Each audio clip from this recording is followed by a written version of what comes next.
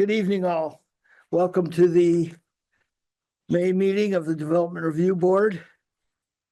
For those in the audience, please sign in. That indicates that you're here, and we'll give our zoning administrator an address to send documents to you. If you wish to be considered an interested party, which would give you the right to appeal a decision we may or may not make, you'll need to present evidence either in writing or orally to be considered by the court as an interested party. For those watching from remotely, please, how do they indicate? Yep, so please go down. There's a couple people already did it, so I appreciate it. For those who just joined, please go down into the chat box, put your name and address and item that you're interested in. If you don't do that, I won't be able to add you to the minutes and I wouldn't be able to send you copies of the decision. So if you want to be included in that, please do that. Also, those signing in, please try to do so as legibly as possible. I'm pretty good at deciphering, but sometimes I definitely have butchered a few of them over the years. So just bear that in mind. Okay, so we have three applications on our agenda this afternoon, this evening. First one is SP 2025-02. The applicant is the town of Richmond. Its location is 58 Browns Court. They're seeking site plan review to amend the site plan that was previously issued for the pre-existing outdoor recreational facility located at Browns Court. They're looking to update the landscaping plan for the project. The applicants are also looking to provide a phasing plan for the project. So does anybody on the board have any conflict that they recognize with this application? No. Great. No for me as well. So who's going to speak for the town of Richmond? Duncan, come on up. Anyone else? If you need us, we're here. Great. Let me swear you in. Yep, You swear or affirm to tell the truth, the whole truth, and nothing but the truth? I do. Tell us what you got in mind, please. Yes, once again, my name is Duncan Wardwell and I'm with the town of Richmond. I'm the assistant to town manager, working on behalf of the Volunteers Green and Browns Court Committee. And we were back here on June 8th and you approved a zoning permit. And there was just some questions about the number of trees and the phasing of the project. So basically this application is just confirming what we're doing in terms of the pickleball courts, which are currently approved to be constructed this summer. We are planning to have trees planted around them, but those have currently not been approved by the select board to be paid for, but they have approved the concept in general. Same thing with all the other phases of the Browns Court project. Those are conceptual plans, but each one of them needs to go back to the select board to get the appropriate funding. And once again, I think I laid out in the application, specifically in the landscaping, some of the specifics on, if it's less than 3%, we would have to reapply. We also understand, the committee also understands that if we do make changes as we going forward, that's fine as long as we come back to the DRB and then reapply for that, because nothing is set in stone other than pretty much the pickleball courts right now. That's it? I can keep talking, but I'm usually one to say, let's cut to the chase if you have any questions or any other pieces, or if anyone else wants to contribute. So, Fran? Yeah, when we were here before, there was some in the application that wasn't specific enough. It looked like, I think you interpreted it as 99 trees and where they were, there wasn't plain enough specific to exactly where the trees were. So according to Tyler, we really needed to have a plan that shows you exactly where the trees are and how many trees. So that's really, that's all we're really asking is because of the zoning laws. Every time you make a change to the site plan, you have to come back here. So we know. So we're just trying to clarify the site plan. Oh, we appreciate that. And that's on page 2 and 3 of this document of the Yep. narrative right there. You can kind of see here's kind of the basic phases laid out under the existing conditions and whatnot, what we're planning to do. And then on page 3 is more of the landscaping plan, which we understand is a very important part of each of those recreational components. Yeah, and that was, so I've issued the zoning permit already for the pickleball court under the original approval. Part of the condition of that was that they come back to you to amend the landscaping plan, because again, once I got into it, there was three numbers essentially floated around. There was 60 Right. for the court. There was 99, what I came up with when I accidentally double counted one set of trees on their thing, which is very dangerous when you have me doing math, but did that. And then the actual diagram itself showed like 84 or Right. something to The that trees effect. that changed. So we had a 3 couple different times, numbers right? of trees. So this cleans that up and just specifies what phases are going to be done. And I noted in there that they didn't necessarily have to do them each phase in order unless you guys wanted them to, because a lot of this could be contingent on what funding's available from the select board. So if, let's say there isn't money for phase 2, but there is for phase 3 or phase 4, as long as we have the phases marked out, I think we could, let them jump around unless if you want them to, but that would be my recommendation. Okay, Makes sense. And in theory, there is money in that special project reserves funds. That was transferred over on our special meeting day, but we've obviously used some of those funds for flooding. So it's also contingent on how we get reimbursed with FEMA. We don't have a ton of money sitting there. We have the concept in mind and we have some money set aside for recreational projects. does FEMA still exist? Yes, it does. Oh, okay. Every Tuesday, trust me, it. For a while more, at least. Any other questions from the board? The only thing you've really done is updated your landscaping plan. I think Tyler said it too. There was just some confusion on the trees. Right. I think we've also just kind of, once again, confirmed kind of some of the purchasing of those trees and the cost associated with it. So that's, I think, laid out a little bit clearer for myself personally, just doing it. And then I think it just looks and reads a lot cleaner. Yeah, and it's 5.5.4, which I think, either 5.5.4 or 5.5.5, which spells out what triggers a major or minor revision, and any change to the landscaping automatically triggers it, which is much to my consternation, You but gotta that's- change that. it's on the list. Put it on the list, Keith. I noticed at least one other neighbor. Is there any other discussion from neighbors? I don't see anybody in the chat either. No, or from the committee? Denise? Nope. Any other questions from the board? So hopefully we will break ground mid to late summer, we're being told by the contractor. And it'll take about 2 months. Really? Then plant the trees after that. Yeah, the fall will be perfect. And we won't plant the trees, of course, until the courts are totally done. Yep. But Yeah, and they can't use as part of the condition on the permit, they can't use the court until the trees are in, because that was part of the sound mitigation bit of it, And so. who's gonna sit there and keep people off? I did say it had to be locked, so. please. Any other information or questions from the board? Nope. Nope. Nothing for the public? Anybody out in the remote land?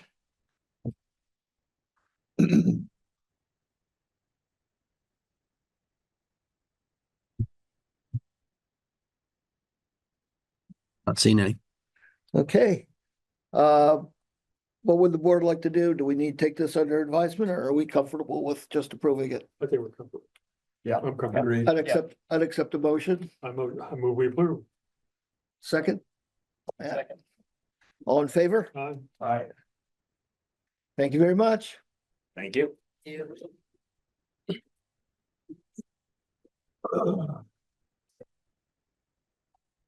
Thank you all.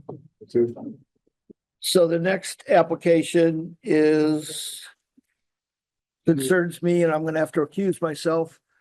Our vice chair is not here.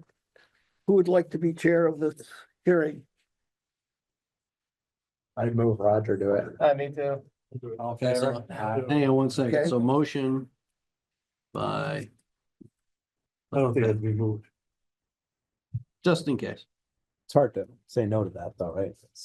They know what a motion, you know. And Matt, you're gonna chair it? That's No, sorry. Or Roger? Roger's staring at it. You need, the agenda? I'll pull it up here in a I don't second need for you. Okay.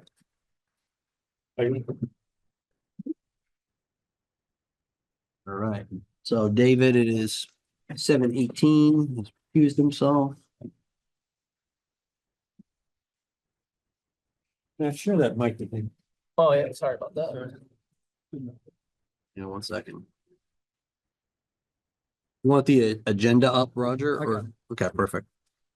Scott? I do think there is one thing to note, because you're all members of the board. I think we do need to, this is kind of like, do you think you guys automatically have a conflict, given that David is also a member of the board?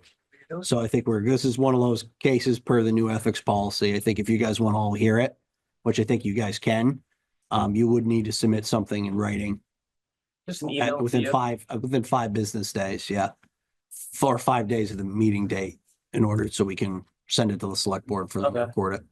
What But does Keith think about Can that? they do that by email? So is for the ethics thing, because they're all members, all the members. You know, I think there could be a conflict, but given that David is a member of the DRB, A conflict with The three of them. should they? They don't stand to gain by any of it. No, I just wasn't sure with the new one, if they should submit something in writing or not, saying that they can, or if they don't feel that if they potentially I do. think if you state it on the record, I think that's fine. Okay. Then I guess just make sure that we just note that then on the recording. That's right. Oh, I don't have a conflict. I don't believe I have a conflict. I don't know if I need to do anything else. All right, well, let's, Well, we can. Yeah, just, sorry, I didn't mean to throw a monkey wrench into that, but before we get started, I want to. Just wanna make sure. What is that? Sure. Yeah, I believe so, yeah.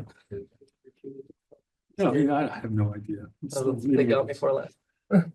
All right, so this is application number SUB 202504. David Sunshine and Carol. What would you guys like Why to don't do you first? go ahead and tell us what you want? Who's going to speak? Okay, well, you want to swear us in? I do, well, I was going to swear in as you spoke, but I can swear you both in. Do you solemnly swear to tell the truth and nothing but the truth? We do. Yes, I do. First of all, does anyone on the board have any conflicts with this that they know of?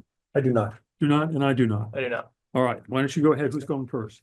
So David is going we're, first. we're here on a final hearing. The application and plan has not changed much. We had to move, and I went back to the select board to get that approved. We had to move our turnaround up the road 60 feet because of wetlands. Besides that, I think everything is pretty much the same. One slight wrinkle is that, and I want to disclose this, is that the state wetlands person came out and feels that the wetlands have moved slightly,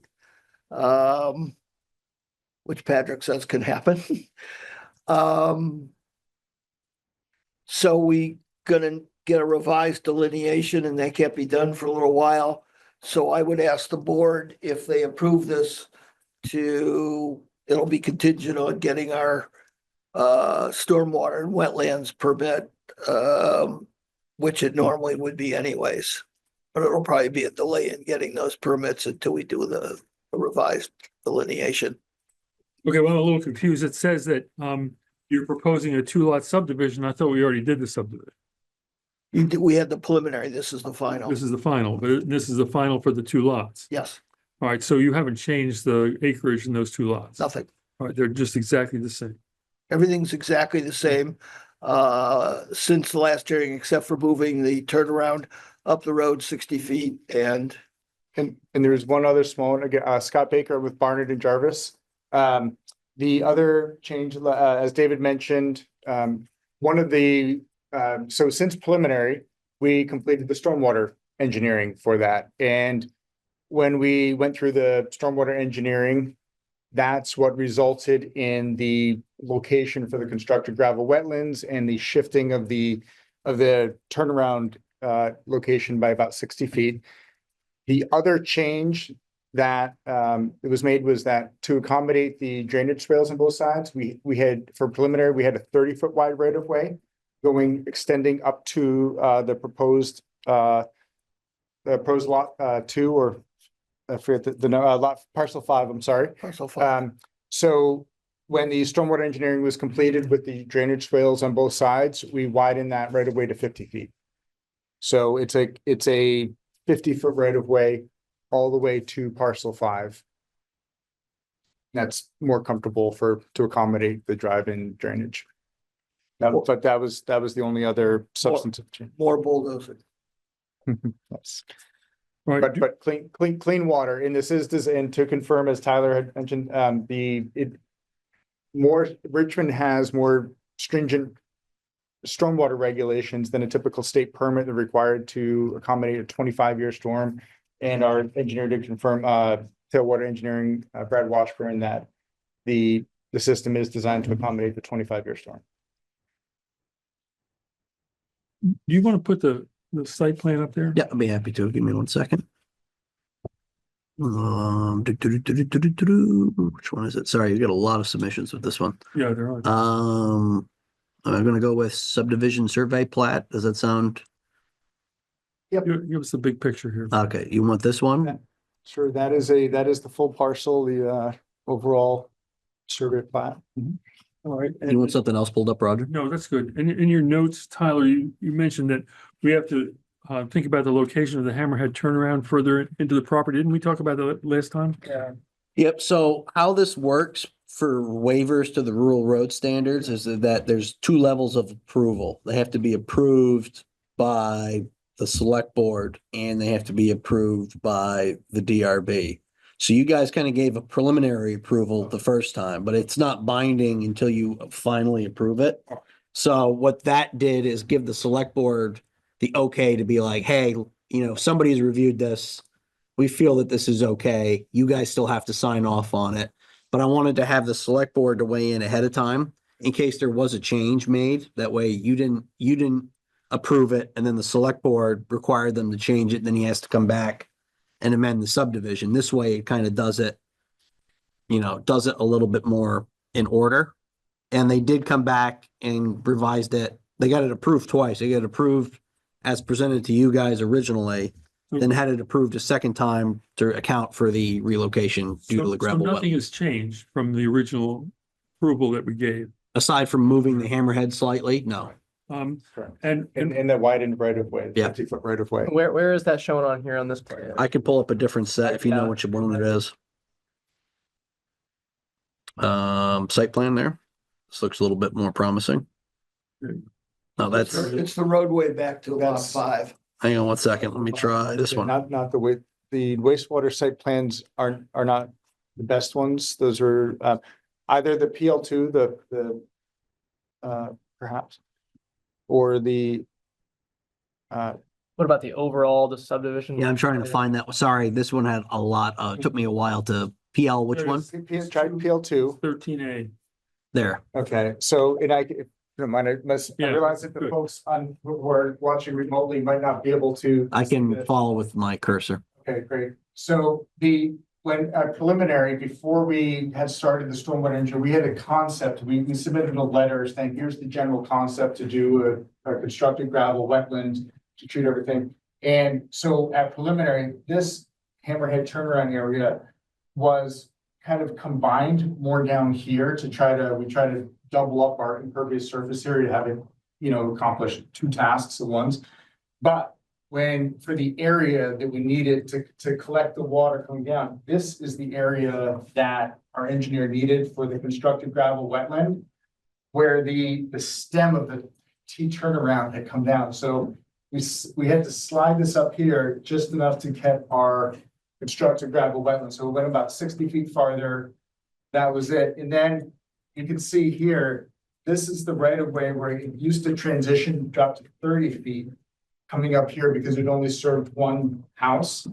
But with just to provide the suitable area for drainage and maintenance along here, we changed that and we kept it just a consistent 50-foot wide right of way all the way to parcel 5.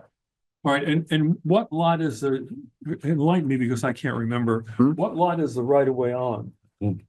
So the right of way is on parcel 3 is the The large large parcel. 170 The acre entire parcel. right of way is on that parcel. Yes, and what it has is a private road with a 60-foot right of way minimum from Jericho Road to just beyond the first house, parcel 4, I believe.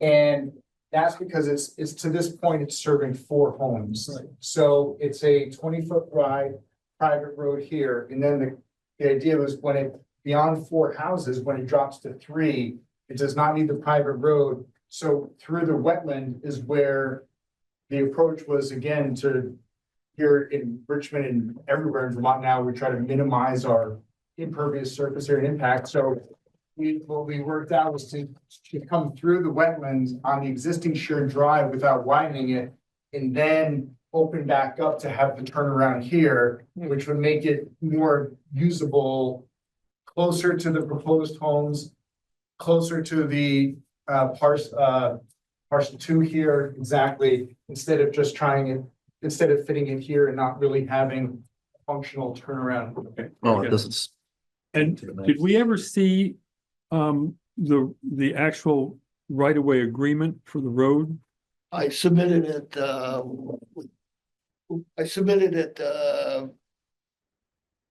Monday, I believe.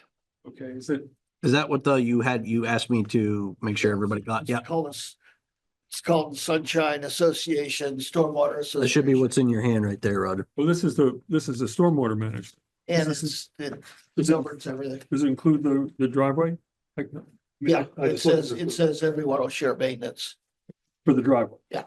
Okay, on an equal basis? Is that what it says? Yes, so far. That's so far. Give me a minute.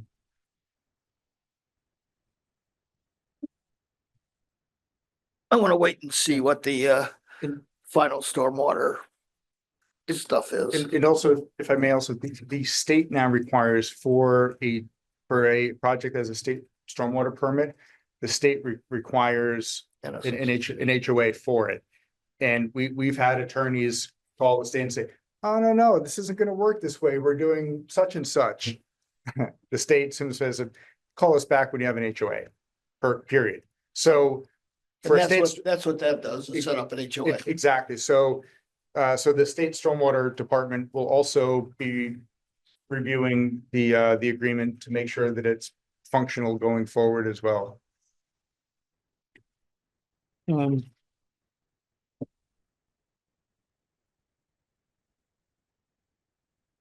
This covers all the bylaws and covenants then, I guess of the HOA. Well, this doesn't say very much.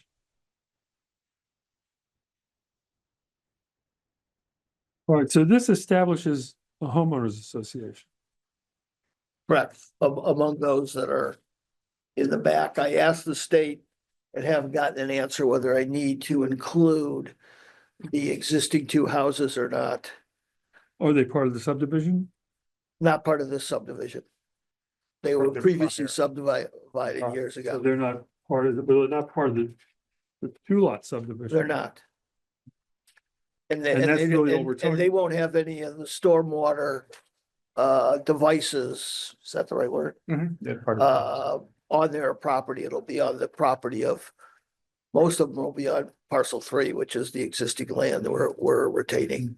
I don't expect the former lots would be brought into this agreement. They're not part of the stormwater permit, is that correct? Exactly. Yeah. Okay, so this is only for lots 1, 3, and 5. Right.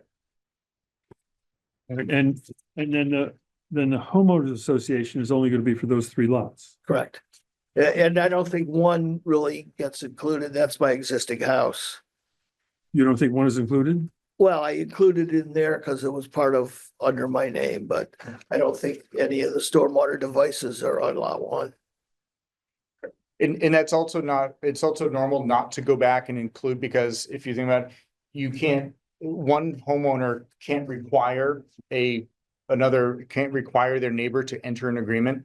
So typically I've never seen a subdivision go back and try to get people to sign on to an HOA. It's typically just for the new lots being subdivided because David can't force someone to enter an agreement. So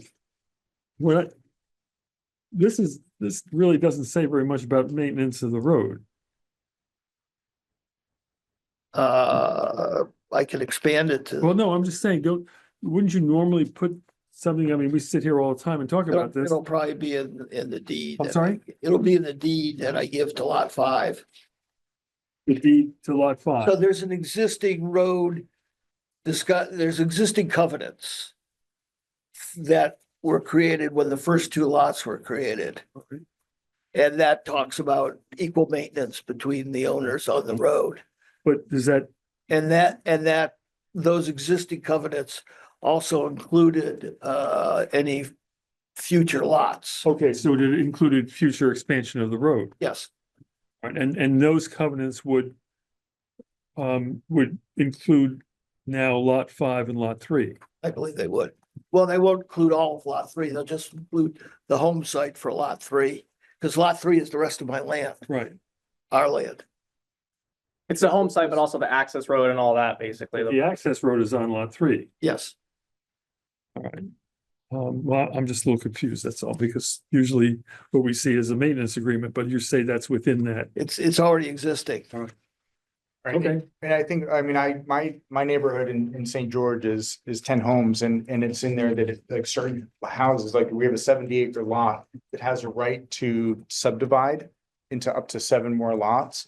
But there wouldn't be, I don't think there would be a new, like our neighborhood wouldn't get a new road agreement. If they subdivide, then the numbers would change. The percentages change, but it's the same agreement that's been in place since the I have no seventies. problem with that, I just don't have it, we don't have it in front of us, so I don't have Oh, it. okay. I But could, if it exists, it doesn't really matter. well, right, it's previously recorded when I did the other 2 lots. All right, But anybody else the- on the board, any questions? No. So the existing.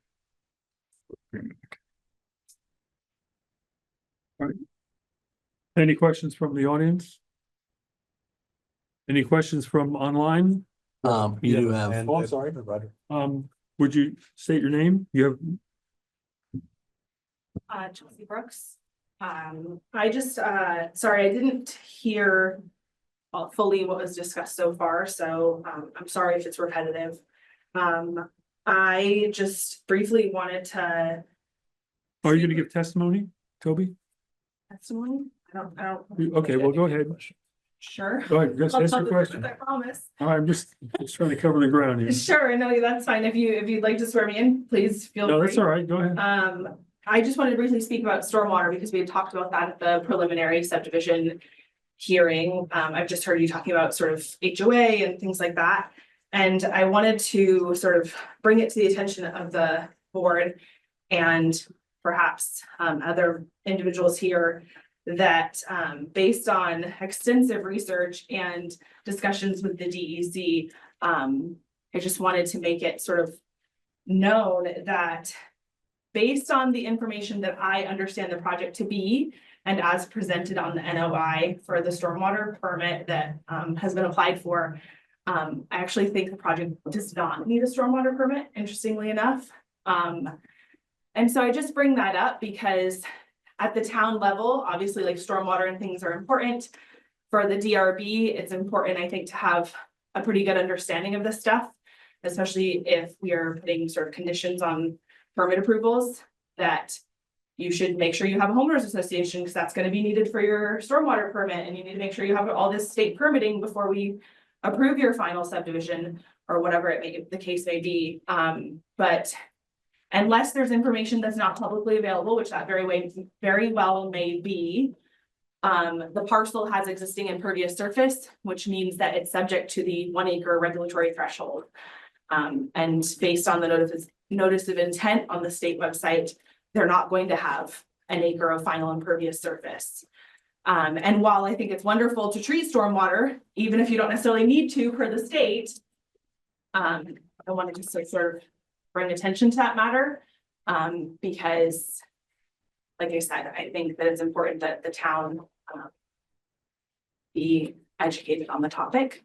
So that's what I wanted to mention. Thank you. Anybody else? I just, Comment? one point, just one correction, the threshold is half acre. So No, yeah, I know, and that's why I'm here tonight. So that's why I'm here. I'm not trying to call people out. But like I said, if we, I say we as the town, because obviously I am not the DRB. But if we as a town are saying to people, you know, you make sure you get your permits, you're gonna need a stormwater permit based on this information as we believe it. It's actually not the case. I mean, I was on the phone with Kevin Burke last week for 2 hours. So I'm really confident in what I'm saying. I spoke to the legislature about it when I testified to the agents, the Senate Committee on Natural Resources and Energy.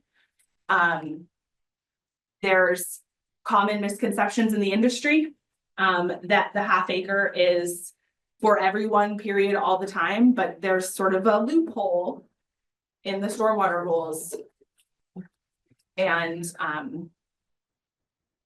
you don't need one. If you're expanding on existing impervious surface on a tract or tracts of land that previously had impervious surface on them, you have to get a permit if you're making more than 5,000 square feet of impervious surface and exceed 1 acre.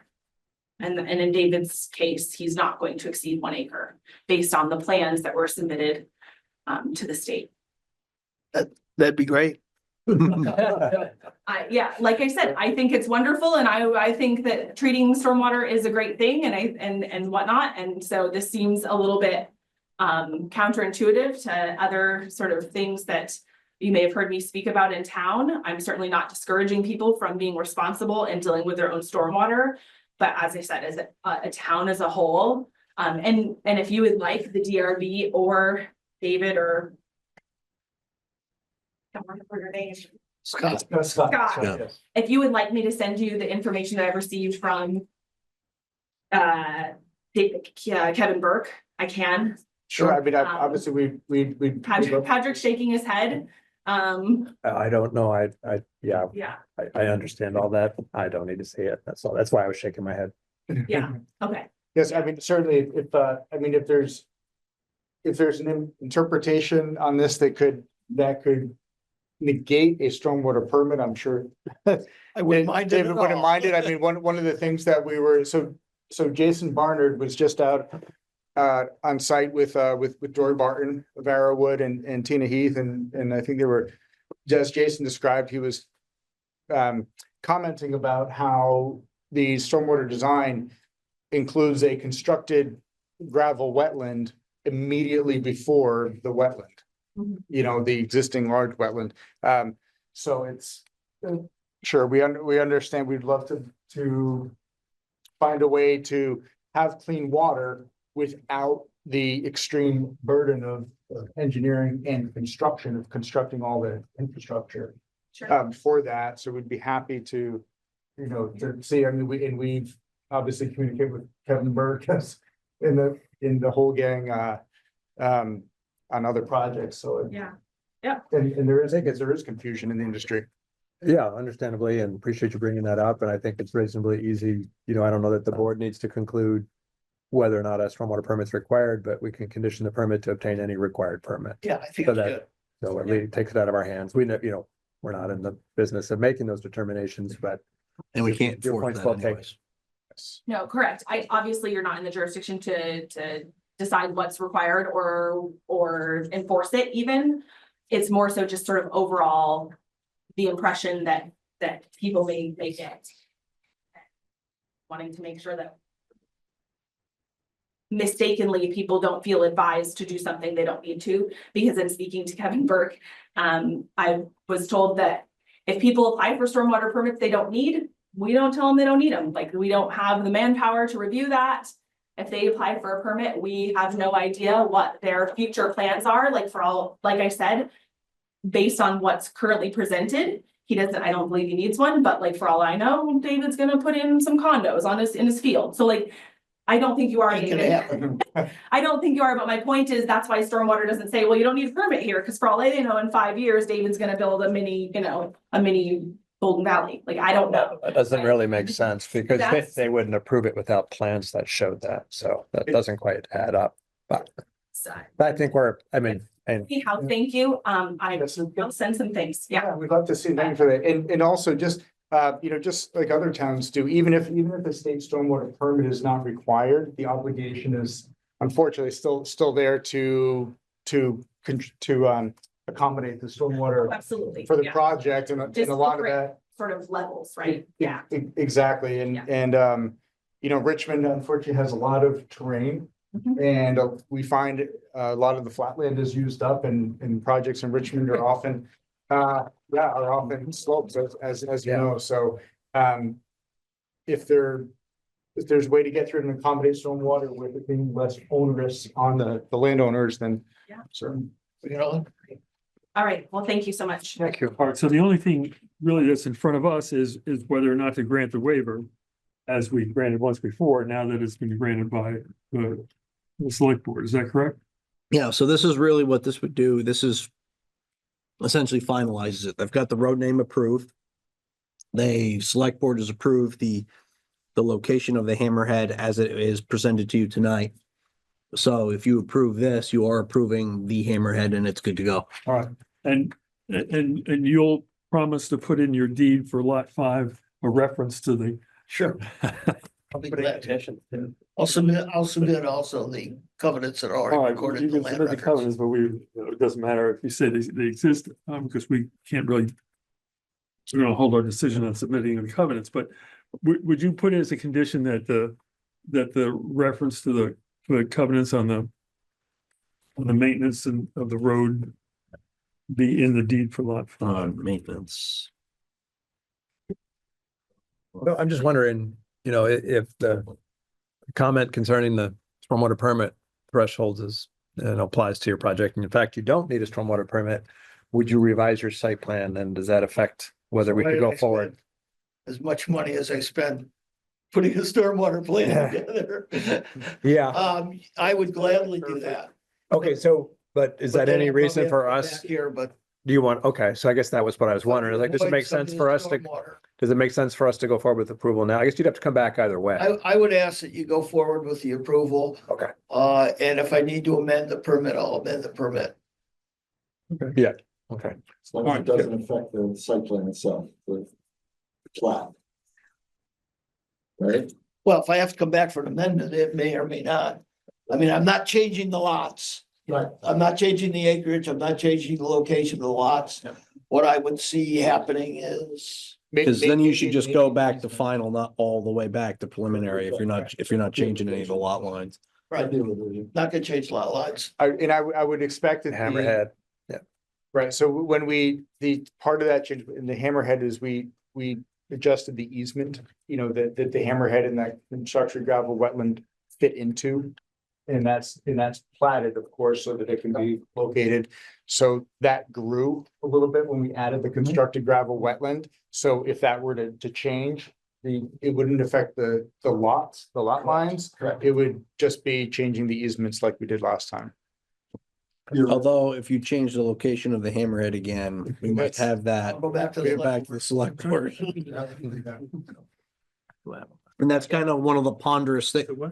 Why you guys can approve a cul-de-sac, but not a hammerhead turnaround, I still haven't quite figured out. I probably will figure out, but never. Send you a postcard when we do, yeah. And specifically for the hammerhead, the location, not just approving not It's just the for location to of it. approve the hammerhead, but the location of the Yeah, hammerhead right. was the key distinction there. Are we beating that to death? Okay, I think so we've hammered it. has anybody else got anything to add? No. Anything from the public? Anybody online have anything to add? All right, David, just to be formal about this, would you please recuse yourself from this hearing on, for the record? I thought I did, yes. I'm not sure that you. I think you did in the beginning, but we I can did, just, I stood up and I said. well, you know what, we can, again, because. we can do it again. There's no sense in, I don't think there's any. So my intention to recuse myself before the hearing took place, during the hearing, now after the hearing. Yes. And I think it's clear that sitting here as an applicant, you're not representing. Well, that's not really true, That's not true. as we've discovered. I heard David recuse himself. Okay, good. I'm glad you did that. I did. Thank you, Patrick. All right, gentlemen, would you like to deliberate on this or should we vote on it? What's your thoughts? We already talked about the condition there, yeah. And I got you Yeah, down got as the being condition, recused all at I care 7:18 about, anyways. I'd move that we approve with the condition as described by Roger. One second, A second that. 1 second. Yep. Motion to approve, All in favor?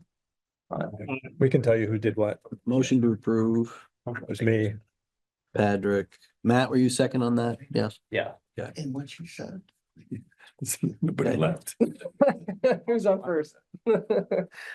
Oh, I don't know, it's on third.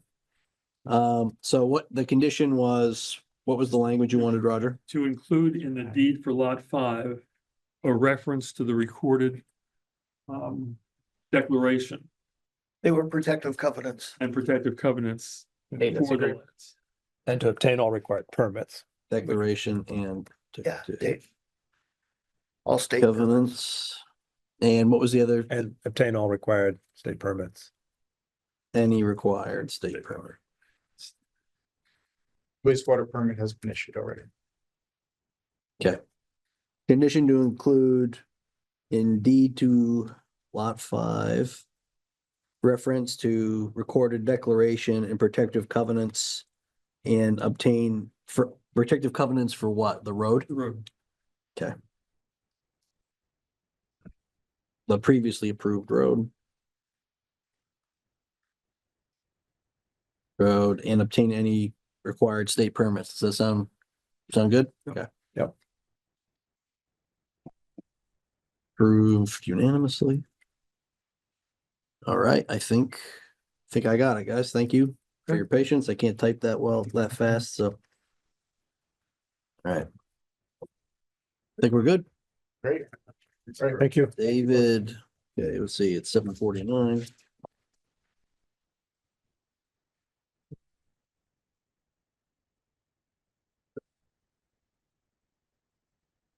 Okay. All right, thanks for. Take care. Good night, Scott. You guys come on. Okay. Next on the agenda. Hi, guys. All the way on the back page. All the way in the back. Pre-sub 2025-05. Yep. Okay, 1 second. 05. Jessica and Michael Sipes. Yeah. Project at 60 Wolf Lane. Applicants Jessica and Michael Sipes are applying for a preliminary subdivision review. They're proposing a 2-lot residential subdivision. 1 lot of the subdivision would consist of 1.74 acres.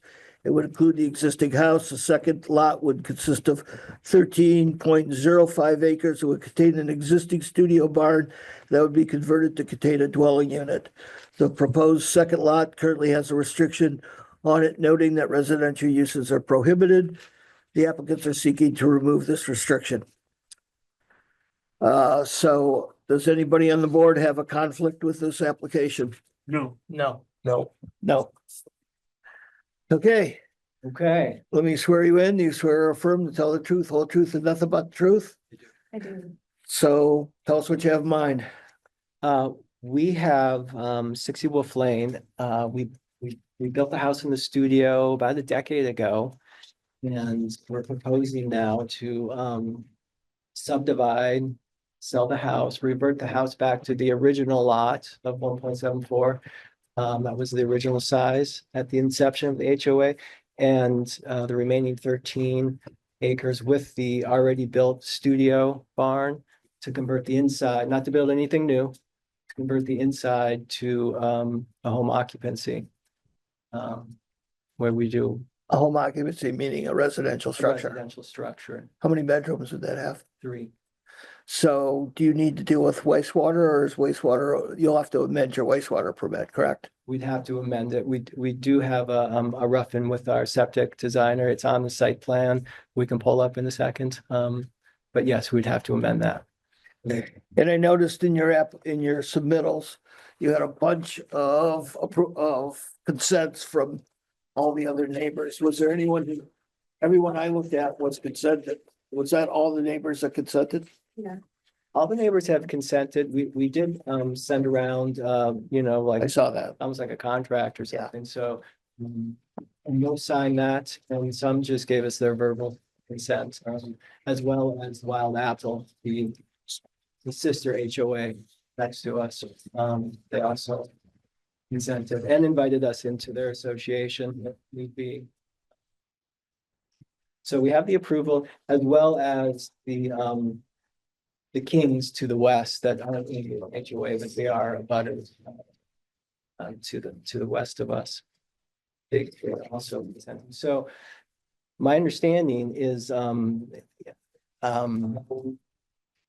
250 still Club Highlands analysis, which a lot of our narrative was based around at the suggestion of Tyler. I'm kind of proposing that the first line in the Act 250, where it asks, was this critical to the original permit? Meaning condition number 3, which is the limitation on this building envelope, ag use only. And I can read the actual language because the language itself is a little confusing. I'm offering that, no, this wasn't critical, and we can use this as an off-ramp to move into kind of the content of why this is such a benefit to our HOA, ourselves, the town. And so I'm proposing that it wasn't critical to the original inception or permitting of the HOA. This is one condition. You know, there was a backstory of a dust up of Bud Perrin, the original designer of the HOA, as well as Wild Apple, that they end up in the environmental court and then made their way back to the DRB. So there's a lot of backstory and a lot of history here. And I'm just kind of saying that I think we can point out in a couple areas that perhaps wasn't critical to the overall permitting of the original project. And it gives the DRB, kind of empowers the DRB to then make a decision to move forward. So I can move ahead with that kind of analysis that I have. Go for it. Constructed, but is that what's outlined in your narrative? well, in part, it's outlined here. In the narrative, I'd have to put my glasses on here. You know, that one. Yeah, but so the history here is a lot bigger. The original creation was not approved and went to the environmental court because the DRB was asking for PRD designation, and they had to work that out. And out of that came a settlement agreement between the parties. Then the judge signed off on that settlement agreement. So condition number 3 and condition number 6, and we can read. I'm not sure if you have those conditions. It would have been in your we application have- materials, yep. They kind of are the same ilk. They kind of benefit, they were designed to benefit the town, and, you know, rightfully so. They were, the town was preserving and kind of town mission was preserving the rural character. And that's what those 2 conditions are really about. You know, at this point, you know, and jumping it forward a little bit, condition number 3, we've kind of taken over the kind of stewardship of condition number 3 at this point. But so it's kind of been handed off, but one of the restrictions they did have, or the reasons for that restriction, was for view shed and septic, because there's septic lines, and both of those were dealt with at the time when we built our studio to begin with, that doesn't interfere with the septic lines at all. And now the building has been built and that has all been approved. So the reasons for that restriction at this point seem irrelevant because it's already been Those sewer lines serve what? Just your lot? They serve the Wild Apple homeowners. That's what I thought, yeah. Which was the first HOA. It's a community field, correct? It's a community field out in our backfield. Yeah. And also a replacement zone. So, a lot of the backfield is already Occupied. occupied. Yeah, there's not a lot of room. Over the years, we've also done wetlands delineations and, we've now kind of conserved the entire land through those two kind of means. So when I said that we've kind of taken over condition 3, the land is preserved already now, except for the area that we did build. And we worked with the wetlands department and the board, and we're not proposing any new building now. The board has also over the years shown flexibility in talking about this situation. And over the years, we have a cottage industry designation to do our photography, egg related. And there's a couple other permits that have been pulled over the years administratively that, have some flexibility shown in them. So, it's now kind of, so condition number 3 really seems like the spirit of it was to preserve the land, which has happened now. The land is kind of immortalized now, that spot, there's nothing else to be done there, and we're not proposing any new building. We're just proposing an actual need to amend, to modify a section of that condition that the parties agreed to, years ago.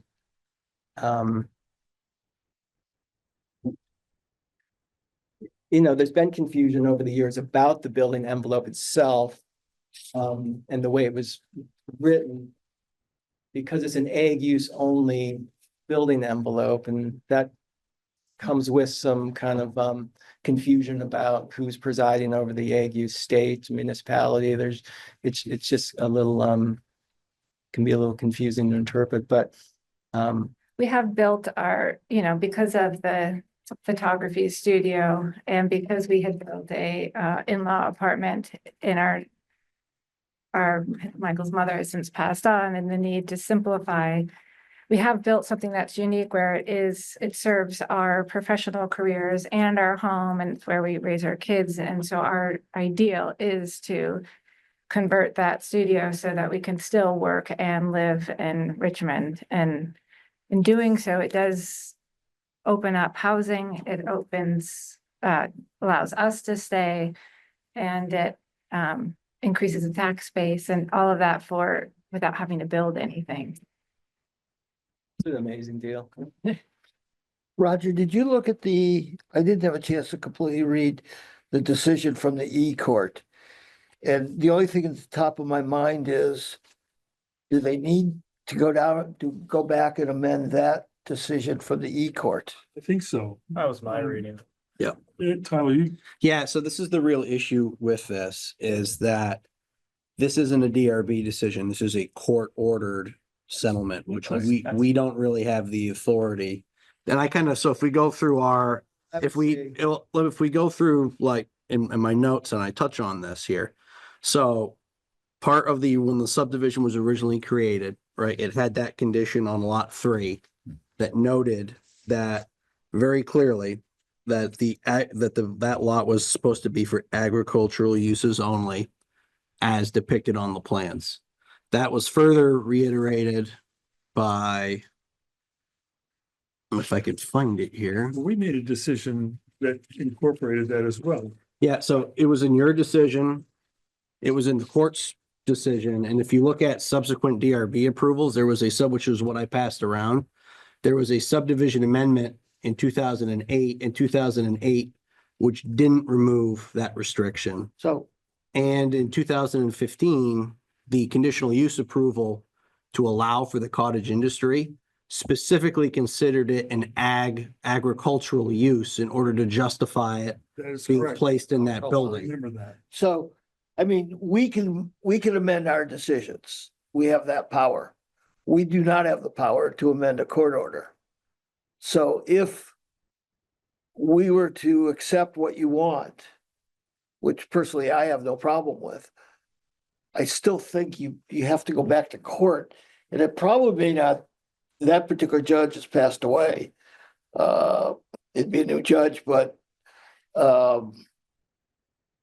you probably would just have to, Well, I think what you would do is we would, I think, motion in the affirmative to deny the application, and then they would have to appeal it to environmental court. That's correct. Well, the question is, I guess, well, would the town go along with us and support? We could settle it maybe. I mean, there might be something there. I mean, I would say you could also just, we could find for their application contingent on the court amending its order. I think the issue about how does that vehicle, so, and again, I'm not an attorney, so my understanding is of how you get to environmental court is you have to appeal the decision to environmental But court. they're already in environmental court. They have the right to go back and ask the court to amend the decision. They don't need to get, Okay. they don't need jurisdiction to get into the, Because they already have it. Because already it's the have it. case. Okay. So you might be better off doing that before you come here. I did speak with the free legal service provided by the environmental court, wonderful service. And they were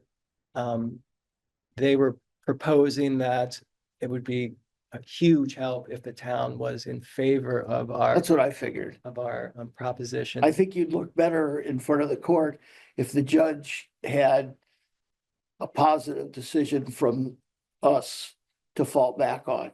Yes.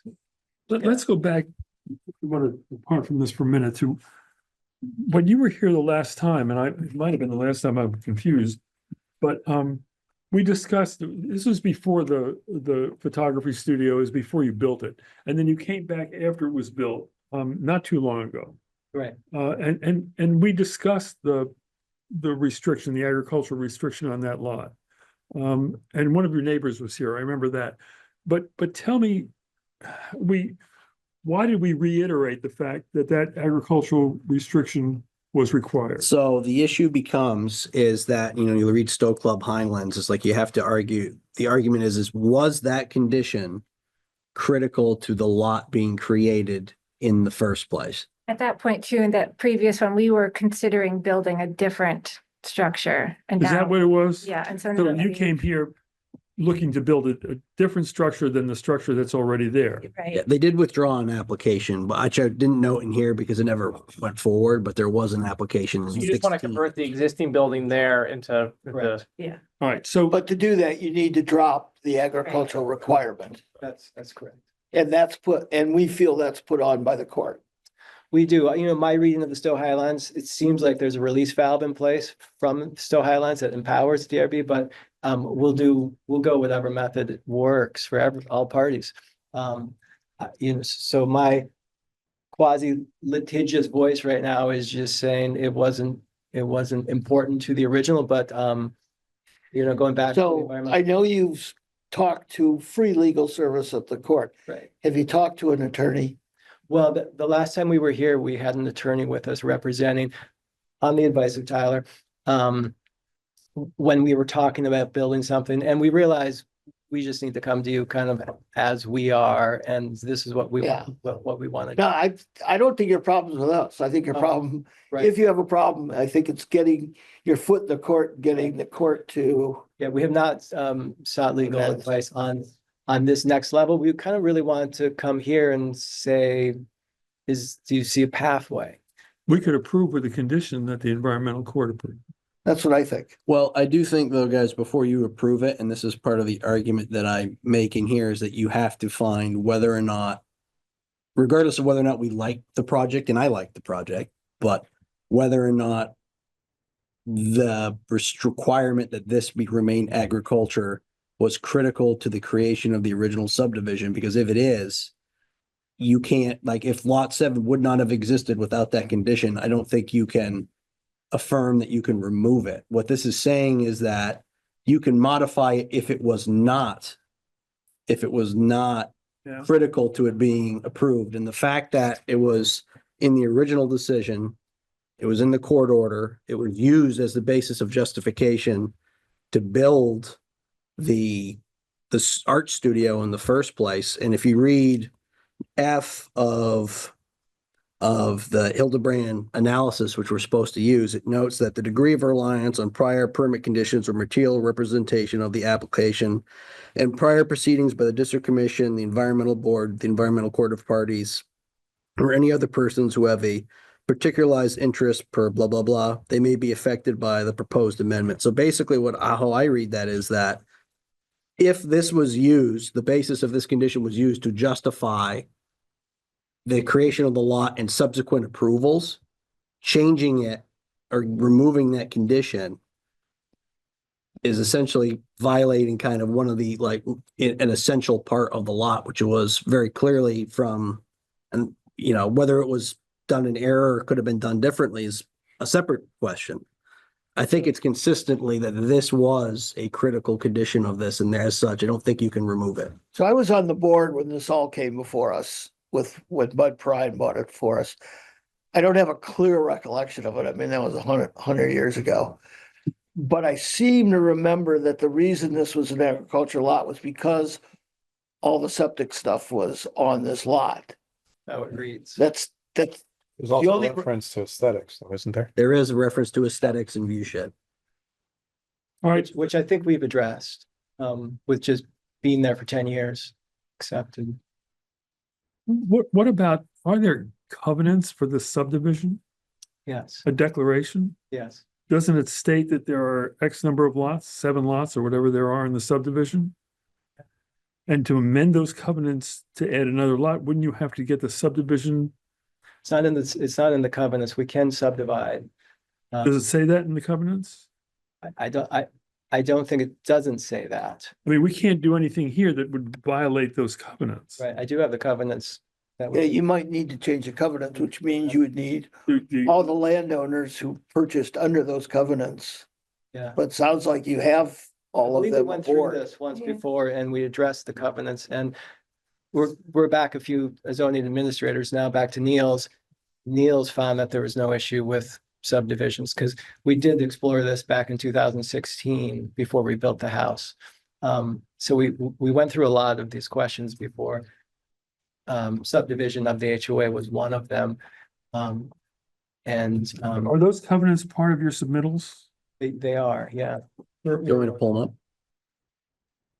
up? Just point out which one it is. Let's see. That map, there it is, Wolf Lane HOA. Okay, so you have, Bylaws. Which Do is, you, do you have the, yeah, if you keep on scrolling through these, you'll get to them. There's a first and then the second amendment. what number you want? Excuse me, it is, H. Item Three, Okay, item got it. three I got H, it. sorry, there was a lot of these were pretty, That's all right, I kind of, Yeah, but we certainly could this get, is the bylaws. Scroll to the covenant part of it. all the way, keep going down. yeah, I'm going. Keep on going there. Okay, now Right there. now we just entered the Okay, zone. so I'm gonna back up. Yeah. Right there. And again, from my analysis, it's not the issue isn't the subdivision so much, like you could definitely subdivide, I think. The issue is whether or not you could remove the Well, the agricultural restriction from the building envelope. That's the You issue. know, the creation of all 8 lots doesn't seem like it hinged on lot 7 at all. I do have the bylaws in written format, I believe. You don't want the bylaws, you want the I mean, I'm covenants. sorry. I do have the covenants in written format, if you'd rather. no, I got it in front of me. Just let me know if you want me to scroll, guys. Just scroll, move it up.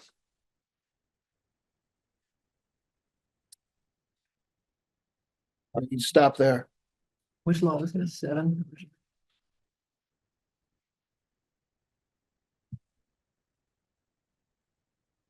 Okay, now scroll up a little more.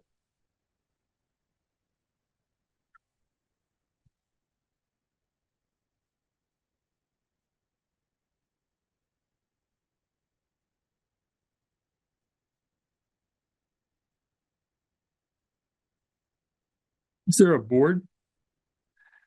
Yeah, we have a kind of a loose arrangement. You know, we're we're live and let live, but we all help each other when we have to fix roads and stuff. We have met, I believe we did meet, for pizza a year or two ago. Yeah. But, we will be getting together, I think, this summer because of, So I stormwater. don't see anything in the. Maybe I'm just missing it. I'm looking at the bylaws. Bylaws tell how the association's governed. How about the declaration? Yeah, you want the declarations. You don't want the bylaws. Is the declaration here as well? Yeah, keep scrolling up through the bylaws. Keep going. I'm saying two things here. Yeah, Where is stop that? there. Right there. I just want to get there. Wait a minute, let me find it here. I can't see all the way up there. Okay, scroll up some more, Tyler, please. Yep. Just say when. Keep going. Say when. Okay, It's a lot of stormwater stuff. I don't seem to have that here. It's on there. It's like farther down. Yeah. Yeah. Past it. Oh, past this. Okay, I see. Yeah. This is the Second Amendment, but then, did they have Goes stormwater on. rules back in 2016? Oh, yeah. okay, I got it. Go back to like 1980.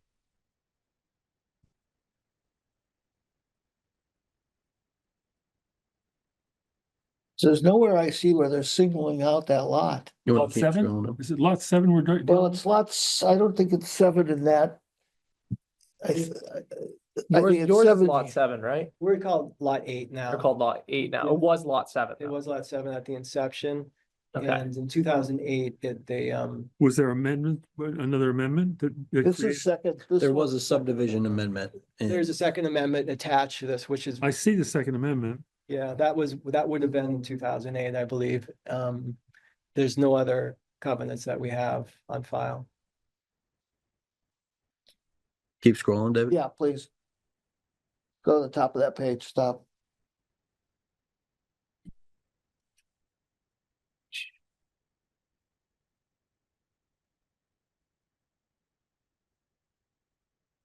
Since we're here, this is the only place that a condition from the environmental court is listed. It's condition number 6.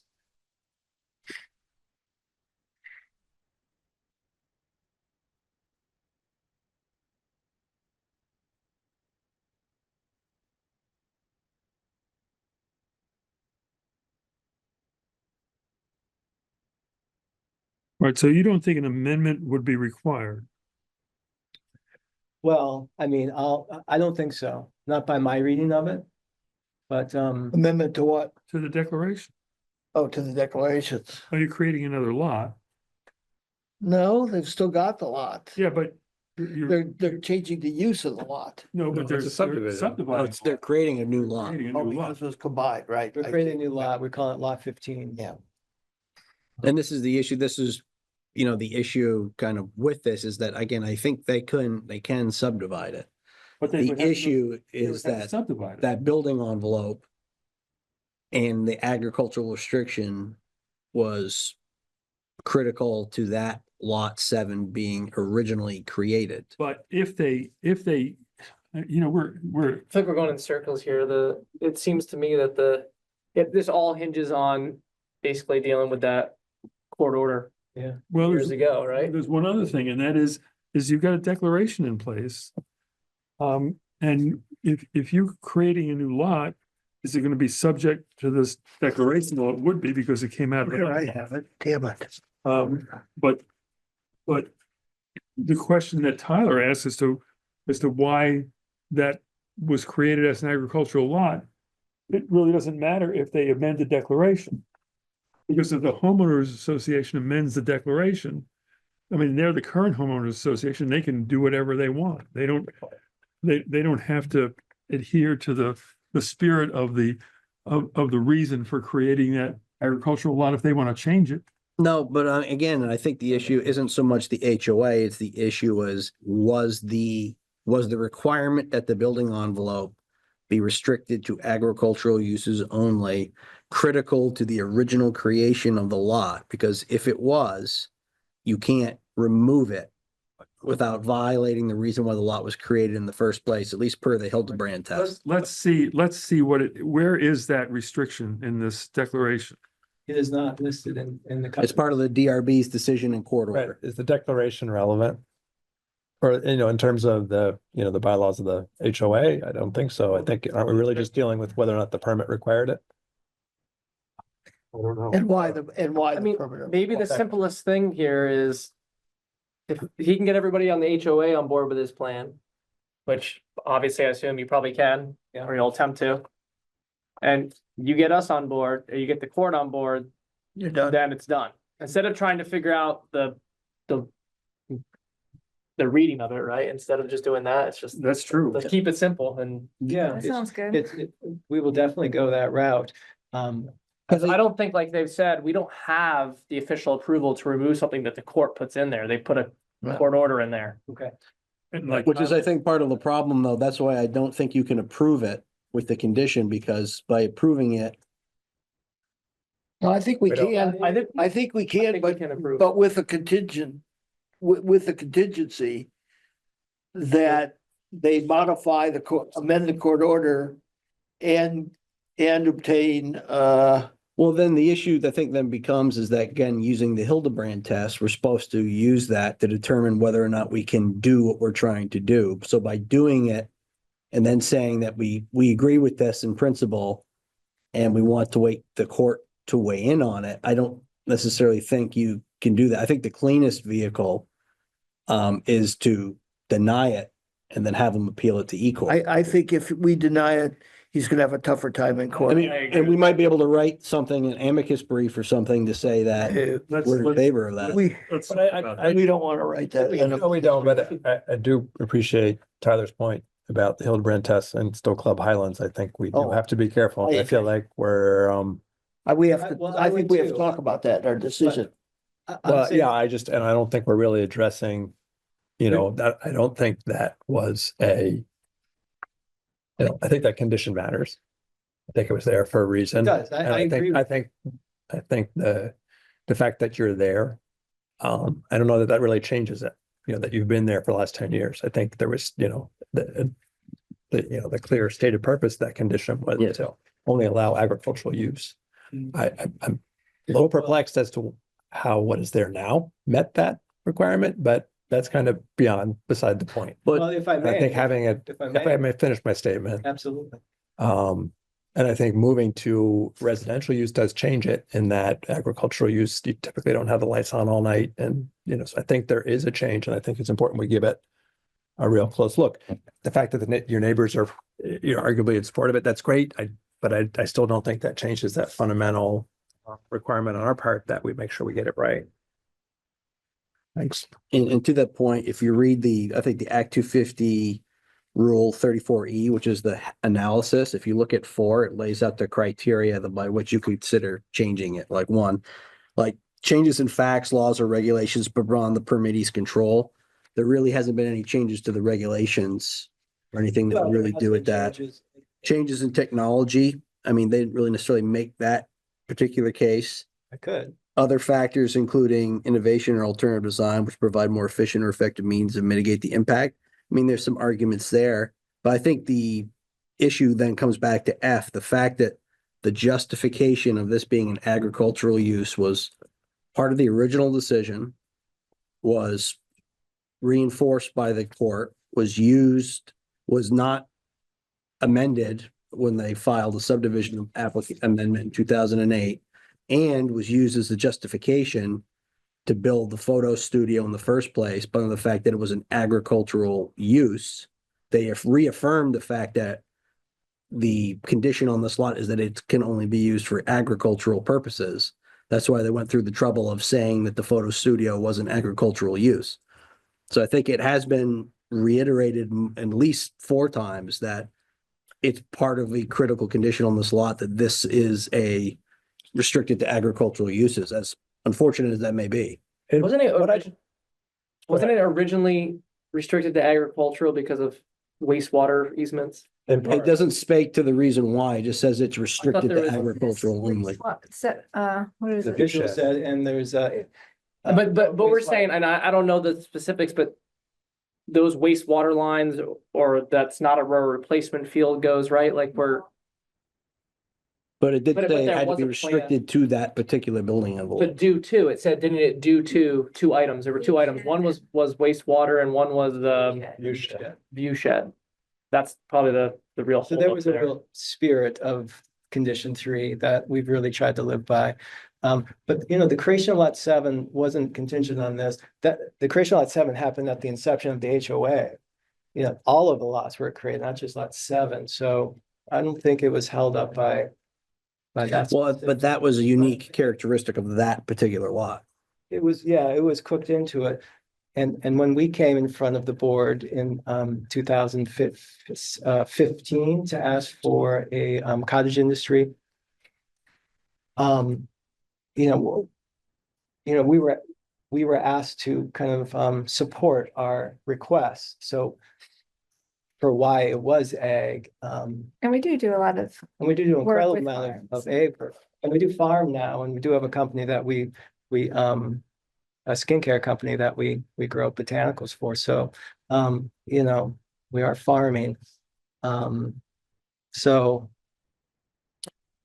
This is a stupid question probably, but I don't understand why a decision can't be amended. Like, is it because there's finality? Like Yes, it wasn't that's- appealed and so it. So the whole point of the Stowe Club, and I'm going to probably butcher this, is that essentially what it was is at what point can you stop modifying something to the point where, because basically what you had with Stowe Club Highlands was like that original project that was serially modified over and over and over and over and over again, to the point where it's like, at what point can you stop modifying something where the thing has been changed so much from what was originally approved? You've strayed so far from what was originally approved that you Yeah, can't but if- change it. But if you're, I mean, And that's why it gives you the test But like- between yeah, no, finality and everything else. That's why I mean, that's if we're like there. comprehensively reevaluating all the criteria, where's the harm in that? Is what I don't understand, but I'll take it that we're bound by. You're supposed to use that as the basis for doing it. Ultimately, it is your guys' call to feel whether or not they have satisfied Hildebrand or they haven't. Is there anywhere, sorry, one last, is there anything that defines, do those decisions define what critical means? Like, is it just, but for that condition that the permit would not have been issued? Yeah, so I think with the argument that is least made, at least from what I have here, and this is the guidance that I had from our attorney as to how to interpret Stowe Club Highlands, which is what I used. And it's essentially, it is very vague. But I think I kind of hang my head on basically the degree of reliance on prior permit conditions or material applications in prior proceedings by the district commission. So I interpret F as basically saying were the conditions on the original lot either used or upheld in subsequent proceedings? Because if they are, that would seem to indicate that, because if you pull that out, it's like pulling out the bottom of the Jenga set, right? If you remove the basis by which everything else is built on, it undermines all the work that came after it. So like if you remove the agricultural justification, then the original justification for that cottage industry goes away because that was used to approve it in the first place. Didn't you say there was a criteria that would allow you to, there's 4 criteria that would allow you to say that essentially you didn't have to do this Stowe Highlands Hildebrand test anymore? And wasn't one of them updated regulations? You No. said something back there. No, so what I said is that there's 4 criteria that use changes in facts, laws, or regulations beyond the permittee's control, which there hasn't really been any changes to that. Changes in technology, construction, or operations which necessitate the need for the amendment. There isn't really been any reason that would require them to remove the agricultural restriction other than the fact that they would like to do so, which is perfectly understandable. Other factors including innovative or alternative designs which provide for a more efficient or effective means to mitigate the impact addressed by the permit condition. Changes to the laws, is it specific to that law or is it in general? It's in general, so you guys have to would have to evaluate that. Well, hasn't there been a huge change to Vermont housing law in the last 2 years? Again, that's something you guys can consider. Yeah, I think that would give us I think the issue you would still run into is F, is the fact that it was used in multiple instances and was upheld multiple times in multiple different settings. That was critical to that lot originally being created. But isn't cottage industry, like, are they gonna look at the exact, I mean, that. Technically, that probably, it was very dubious. The fact cottage industries are really only allowed in, as part of like a residence, and unless it's like the fact that they called it like an agricultural cottage industry is kind of odd, because if it's ag is typically exempt.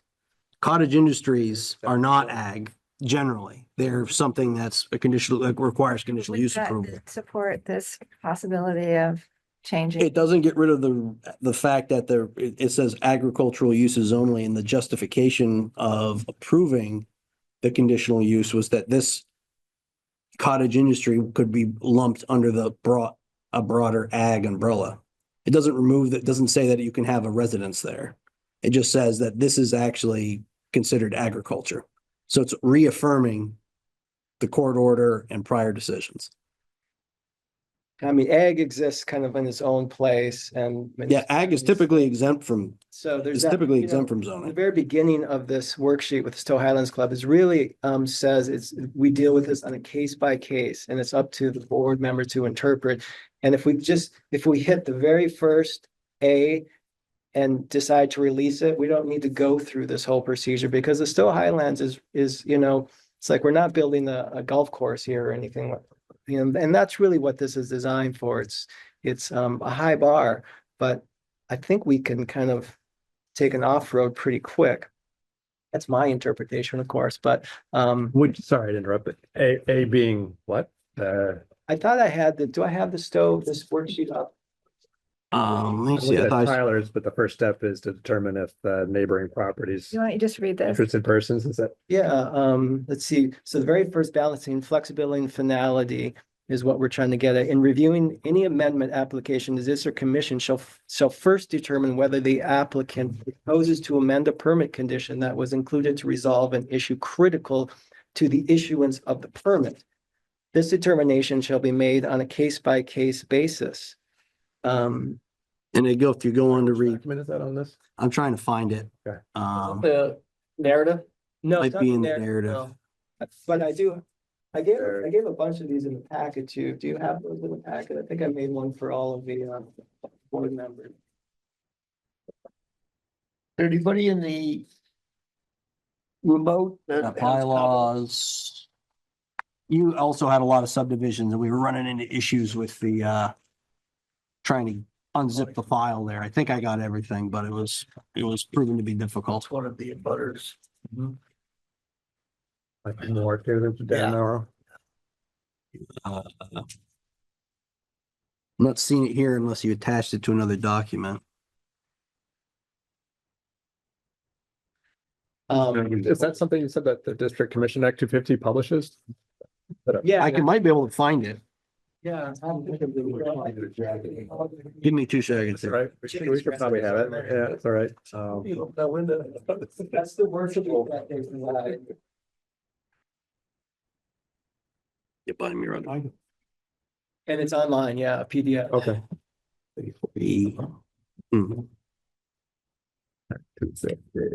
Stowe Club Highlands analysis. Here we go.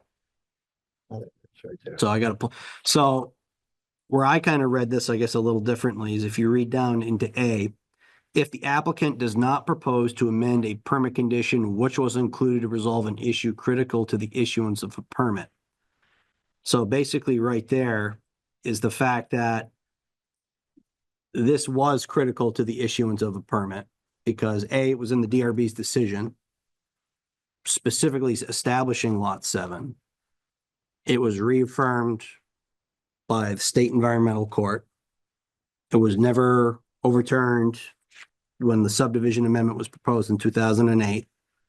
And again, the underlying condition that ag restriction is required on that building envelope was used as a justification to approve the building in the first place. But this wasn't the main reason why they went to the environmental court in the first place. It was to.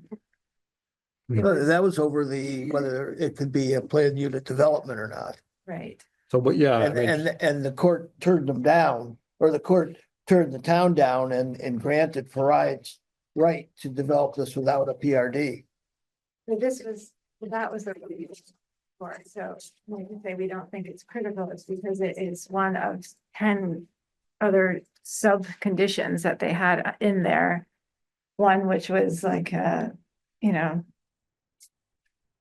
with this, and then it like deer habitat land and. You know, from the decision which made this, the 2006 decision, you've noted that, Tyler, as 05057.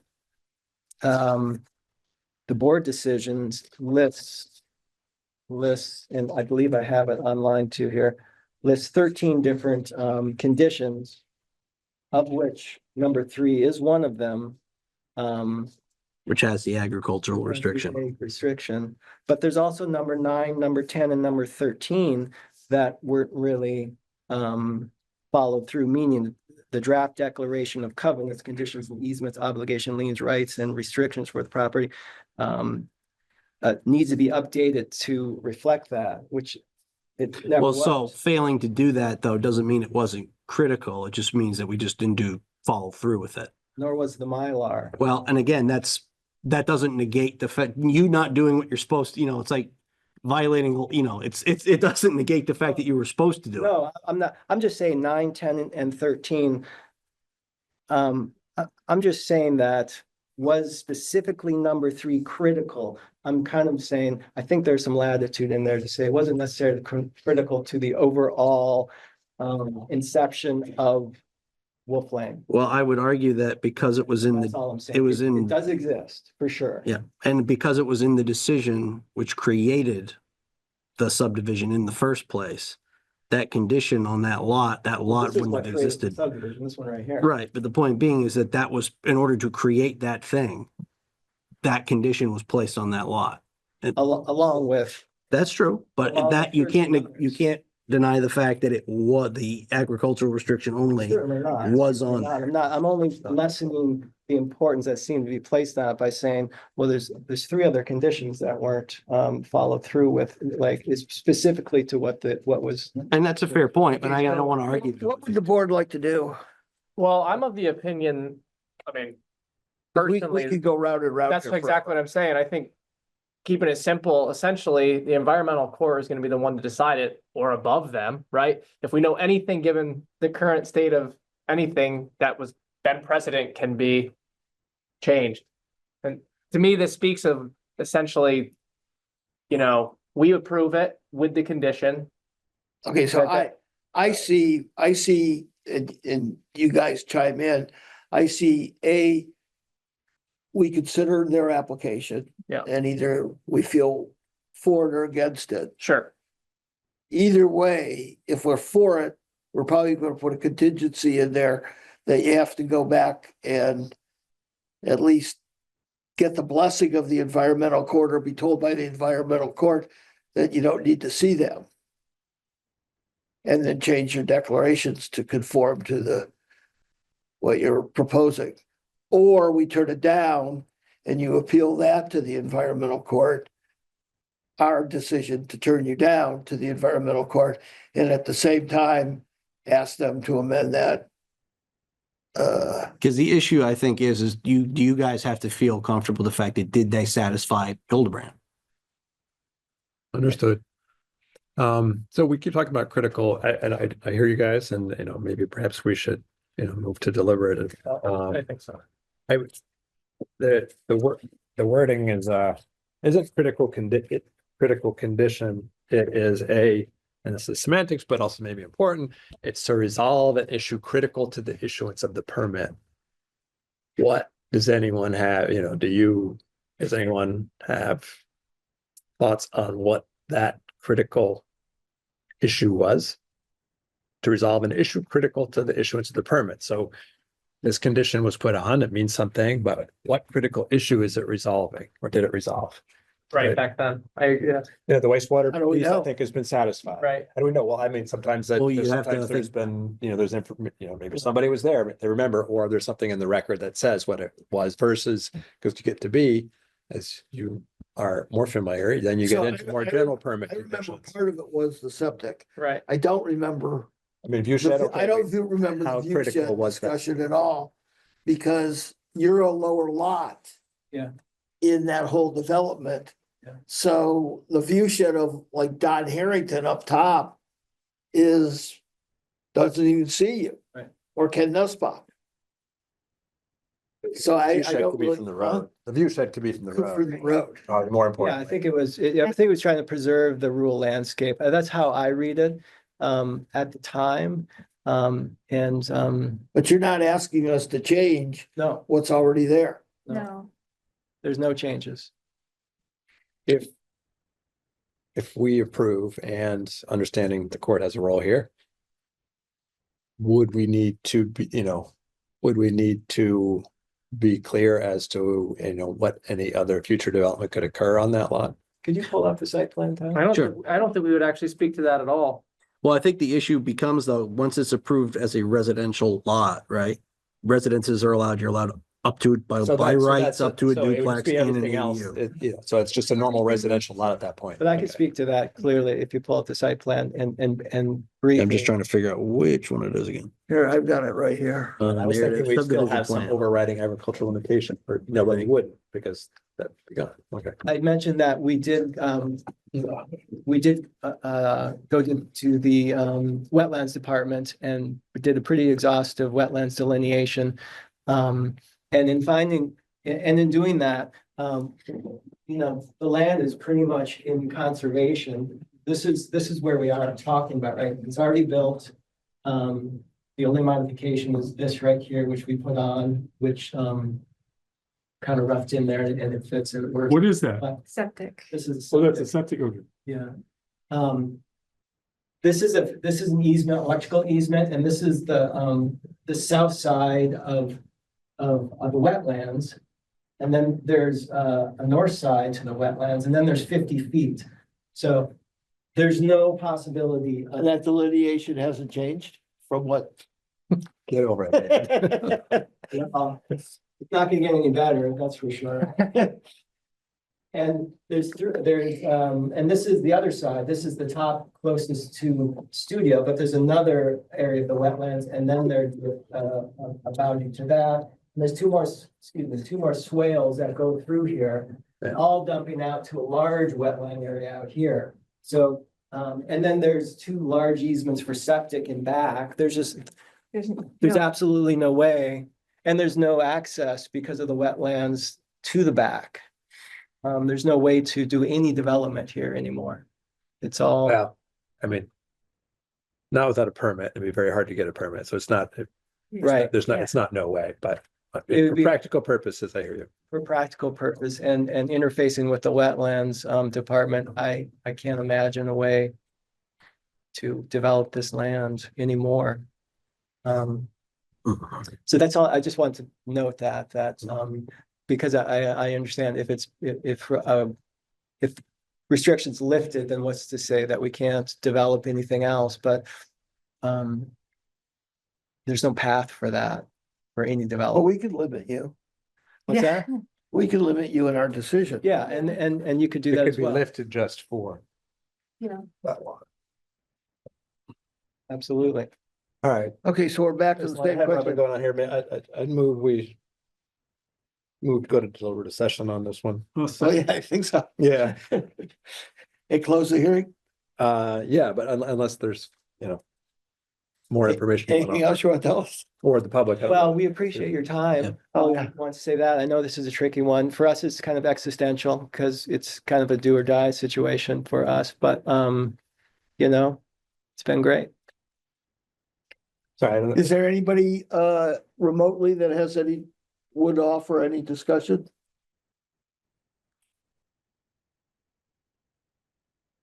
Going once, At least one of those are your butters, right? Yes, I yes. think all three of them are. All three. Yes, yes. Yeah, I Going mean, just as twice. a neighbor, you've already heard of it. We fully support and that, from a the buildings are built. We're not changing the landscape anymore. So Richmond needs housing. Sounds like the right thing to do. Thanks, Tim. Good point. Okay. So We motion had a motion to go So- to the deliberative session. by Patrick. Second, Roger seconded. okay, all in favor? Aye. Thank you. Thank you. Thank you. Thanks.